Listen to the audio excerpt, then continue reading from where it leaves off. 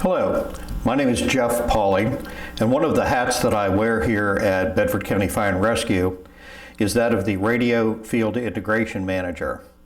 Today I'm going to talk to you about the interim changes that will be coming soon to our radio system as we start to transition to our upgraded system.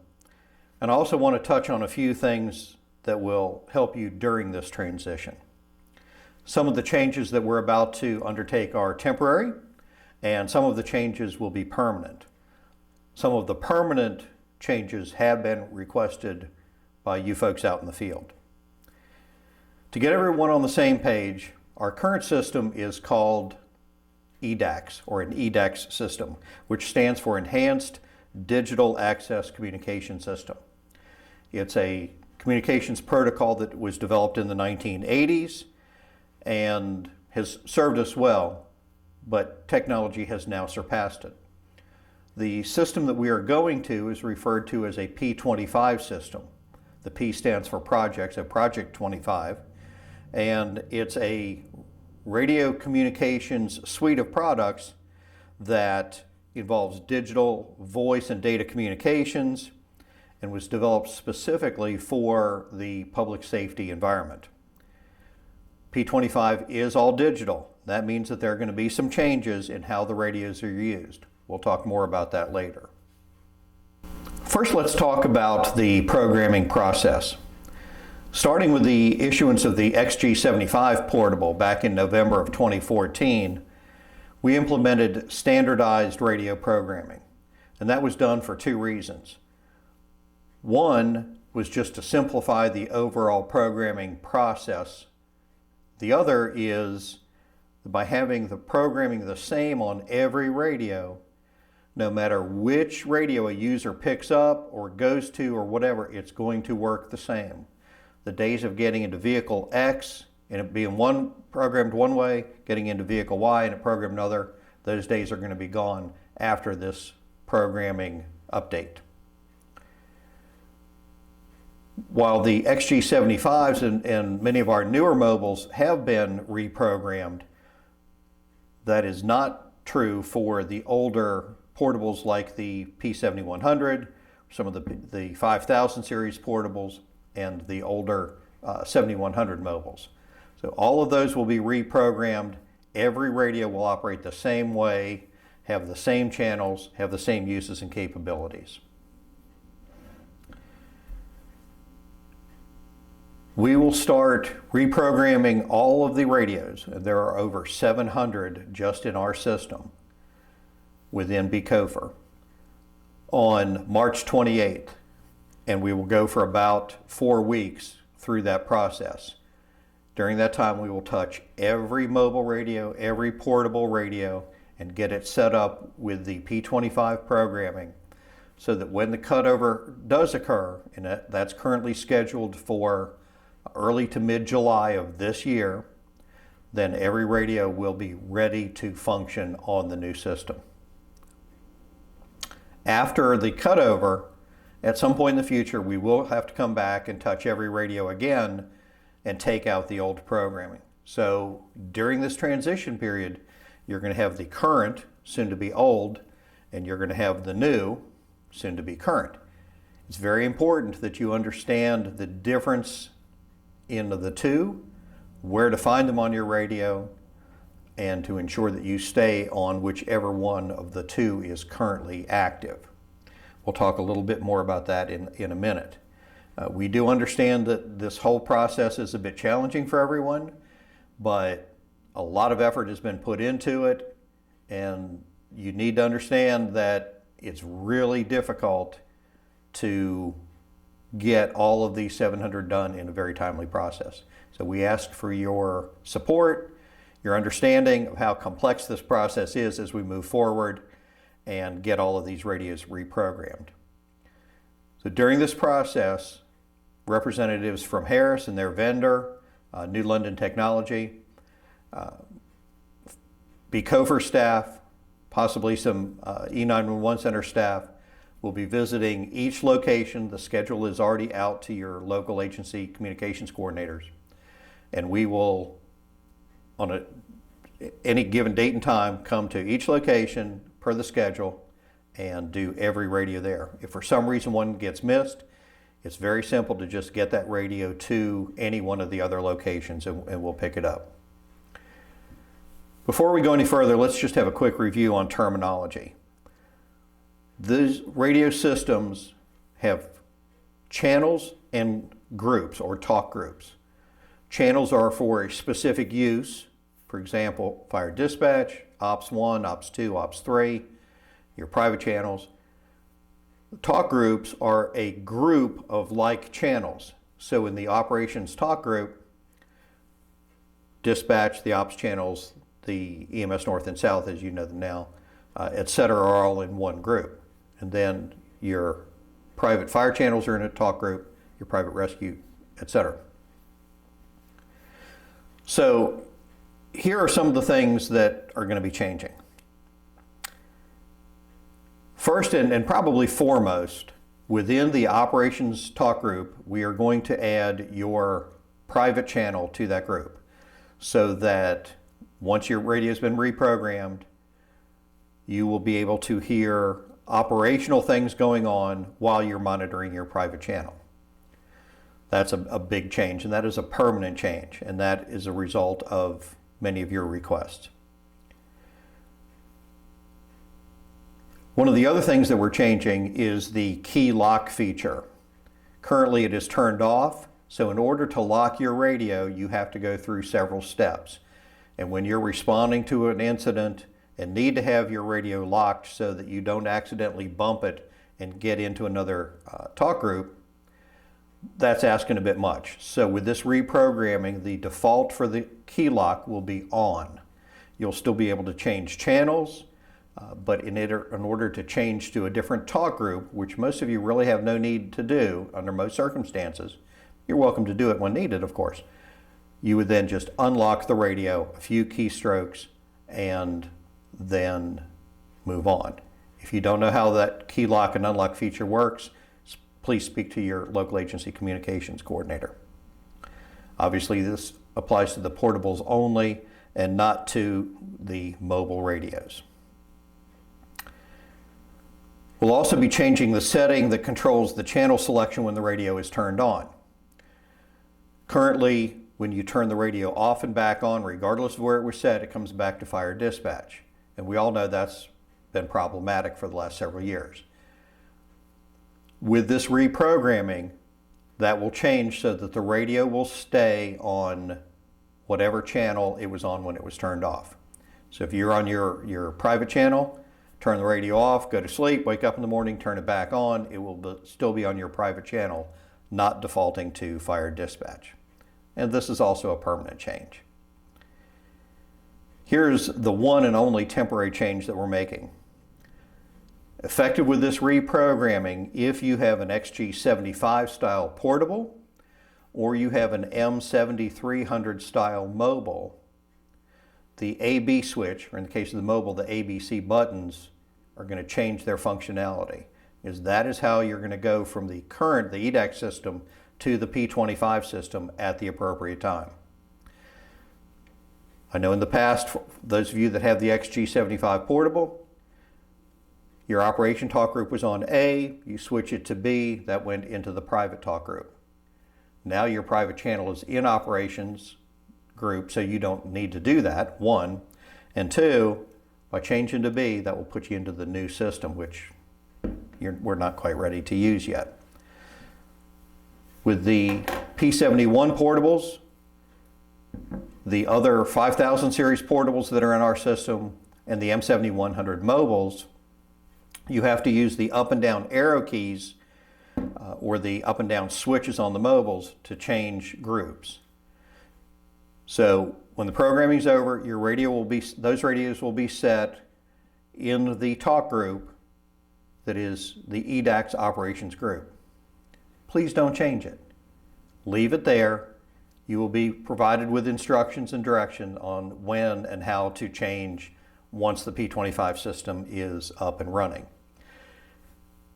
Now, it's also important for you to know that the names of the different talk groups are changing, which is good because that's also how you know whether you're in an EDACS group or a P25 group. Again, it's fine for you to go into those others and look around.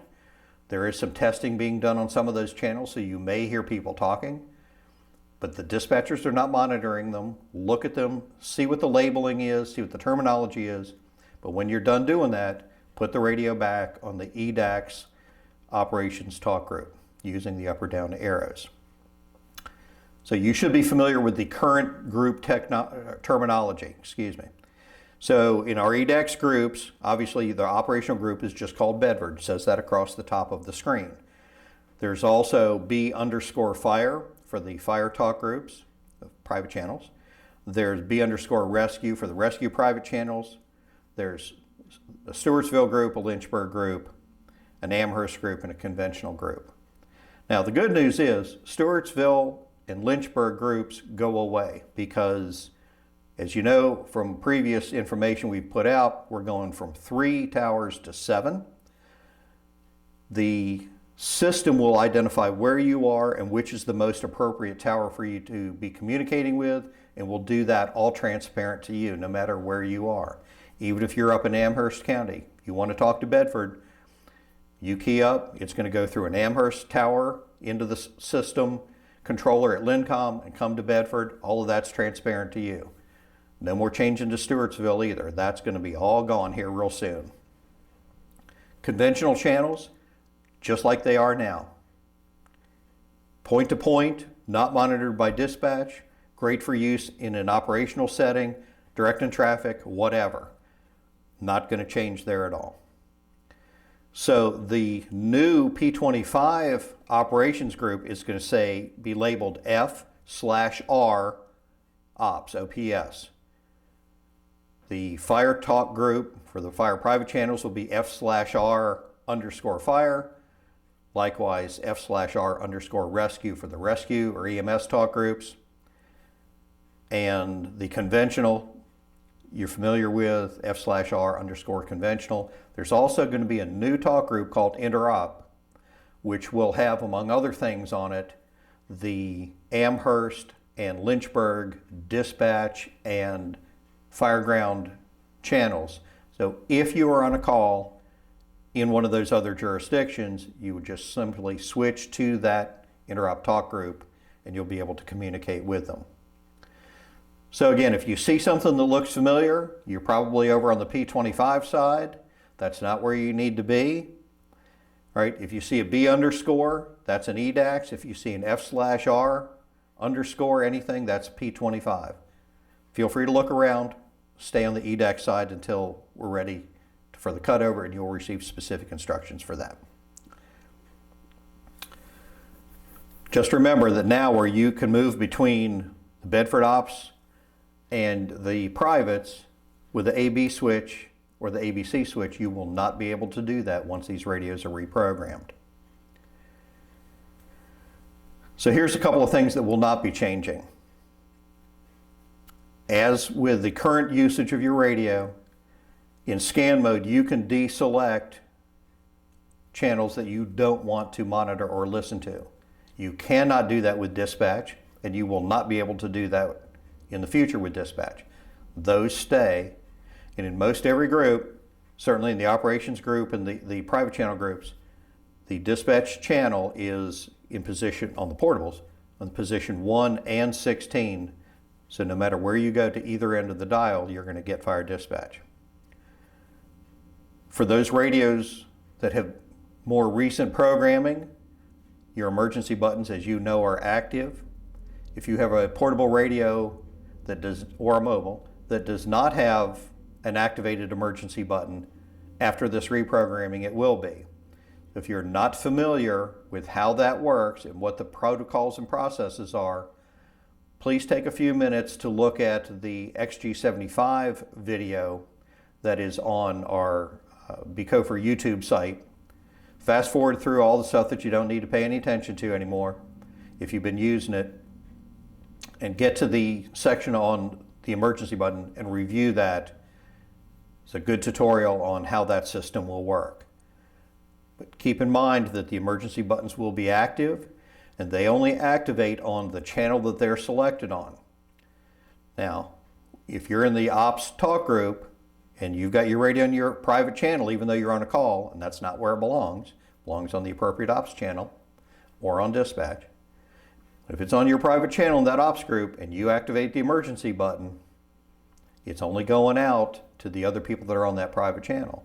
There's a chance the dispatcher is going to hear it, but they do not routinely monitor those channels.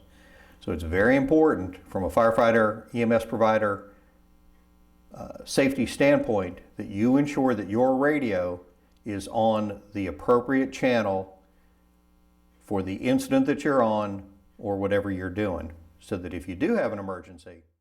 System upgrades. I mentioned earlier that with the P25 digital system, there will be some changes. And because some of these changes will require that you physically do things differently, we're asking that you start practicing now to get out of any bad habits that you may have and start using the radios in the way that will work best with the digital system. There are some fundamental differences with digital. It sounds different and it works slightly different.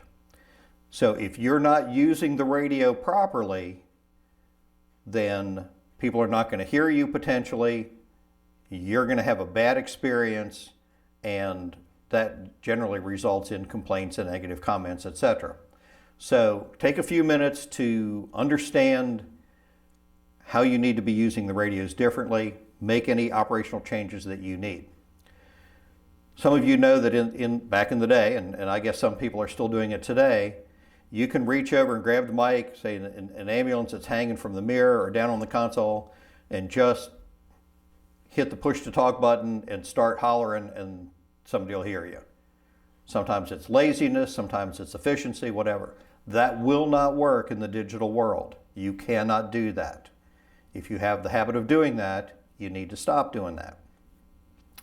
In order for the digital work, as many of these radios and microphones have noise canceling automatically built into them, you need to have the microphone, whether it's in the mobile or on portable, directly in front of your mouth, 2 to 4 inches away, not up close, so you hear a lot of the stuff. Not out here, 2 to 4 inches away, and then speak in a clear, normal tone of voice like I'm speaking now. Pick up the microphone or the radio, push in the PTT button, wait for the acknowledgement sound that you hear, take a breath and start talking. When you're done and you stop talking, wait a second, let go of the PTT. That ensures that everybody hears your entire message. You're not cutting off the beginning of the message, you're not cutting off the end of the message. It's clear, everybody hears it, everybody understands it, and life is good.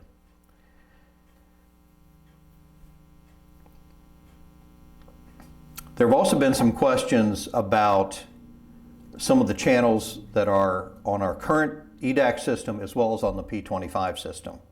So the first one that I want to tell you about, because I don't think anybody's done this in the past, there's a channel that's called REG star F/E.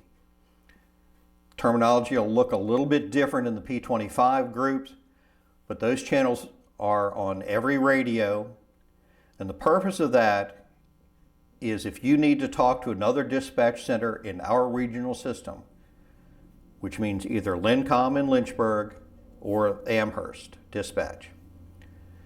You're not on a call, you don't have a cell phone because that's the preferred way to contact these people, and you need to talk to them, you can select one of that channel, call either Lincom or Amherst, and they should answer you because they're monitored. Do not use that channel under any circumstances to call Bedford. The other channel that's on every radio, and we're required by law to have it, is labeled E star 911, changes to E underscore 911. As I said, we're required to have that. It is not something that we use in our system. So do not use that channel under any purposes. Finally, I want to reiterate something that we told you about in the XG75 video that many of you have seen, but certainly not all. The protocol that we have adopted at Bedford County Fire and Rescue is the APCO Communications Protocol, which says that you call and state who you are calling and then you.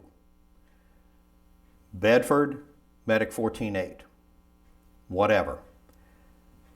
Right now we've got people that are doing it that way, we've got people that are doing it the opposite.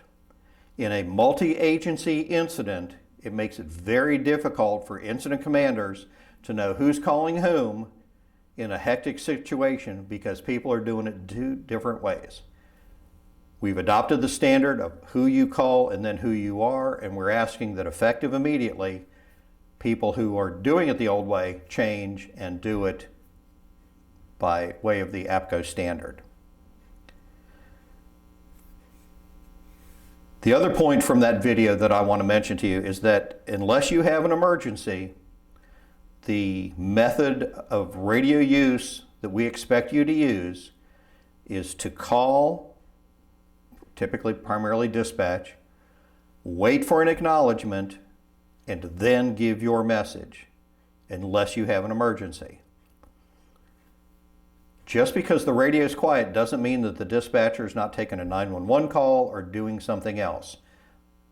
They don't always have their full time and attention on listening because there's many other things that they're doing behind the scenes. So call them, Bedford Medic 148, for an example. Wait for them to answer you and then give your message. If you have an emergency, by all means, key up the mic and start talking. Somebody is going to hear you, even if it's another mobile unit on the other side of the county, whatever. But under routine circumstances, from this point forward, we expect you to follow the protocol of calling them with your unit number, waiting for acknowledgement, and then moving on. That's the end of the information I have for you. I want to thank you very much for taking a few minutes of your time to watch this video. If you have any questions about how your radios operate, your first point of contact is your agency's local agency communications coordinator. If they don't know the answer, they will come to us with the question. But that's their purpose, is to understand how all this stuff works at a higher level and be able to help you out. If you have any questions about the system as a whole, how it operates, how it's going to operate, where the towers are, anything you want to know about that, you are more than welcome to call me and ask your question. Thank you very much for your time.